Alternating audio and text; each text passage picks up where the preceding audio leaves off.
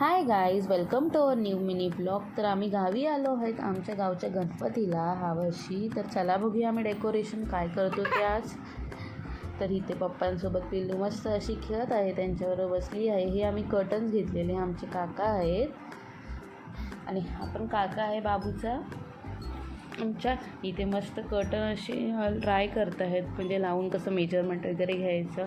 ते आम्ही उल्हासनगरवरून कर्टन घेतलेले, तिथे छान छान असे कर्टन्स होते. आम्ही हे चूज केले, त्याच्यावरती आम्ही लावायला अशी पानं घेतलेली.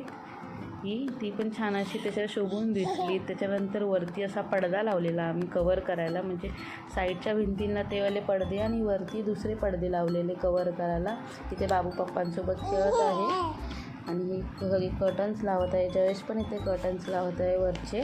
आणि हे आमच्या वहिनीनी इथे बाहेर सगळीकडे असे सगळ्यांच्या डोरला तोरणं लावलेली. इथे बघ किती सुंदर दिसतंय लावल्यावर. हे आमचं देवघर आहे गावचं, छोटंसंच देवघर आहे पण मस्त आहे हे.